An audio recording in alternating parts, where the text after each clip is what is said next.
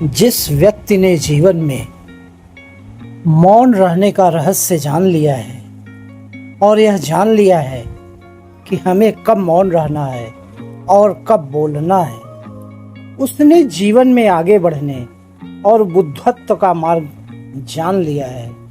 उसे आगे बढ़ने और सफल होने से कोई भी नहीं रोक सकता है। अब सवाल उठता है कि हमें कब मौन रहना है, कब बोलना है।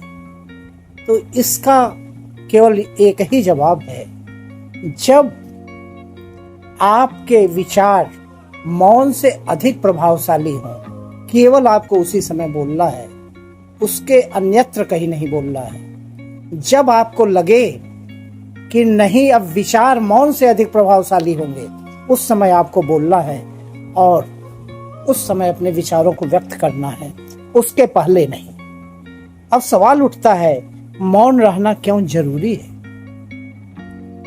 संसार में बोलने वालों का ही महत्व है, क्योंकि जो गाल बजाता है, ऐसा शास्त्रों में बताया गया, रामचरितमानस में बताया गया कि बहुत बहुत कलयुग में उसकी बहुत बड़ाई, लेकिन ऐसा कुछ भी नहीं है।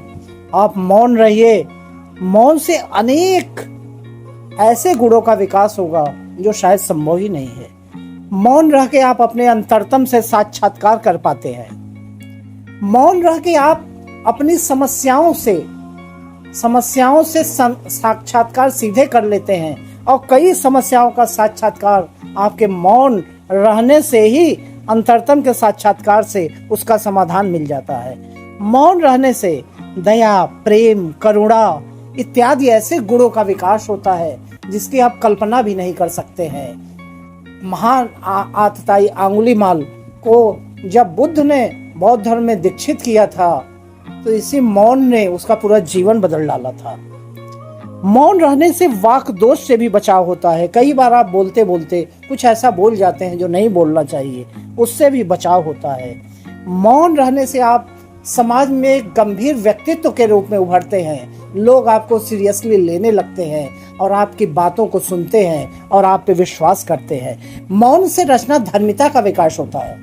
आपने देखा होगा, हमारे साधु संत मनीषी ऋषि मुनि जंगलों में रहा करते थे। वहीं उपनिषद, आर्यावर्त, कितने ग्रंथ रच डाले जो ऐसे संभव ही नहीं थे। वाल्मीकि ने जब संस्कृत का प्रथम श्लोक लिखा तो अकस्मात उनके मुंह से जंगल में यह श्लोक निकल पड़ा था और वह संस्कृत का प्रथम श्लोक बन गया था। तो मौन के इतने लाभ हैं, वर्णित ही नहीं किए जा सकते हैं। तमाम दार्शनिक प्रश्नों पे महात्मा बुद्ध मौन रह गए।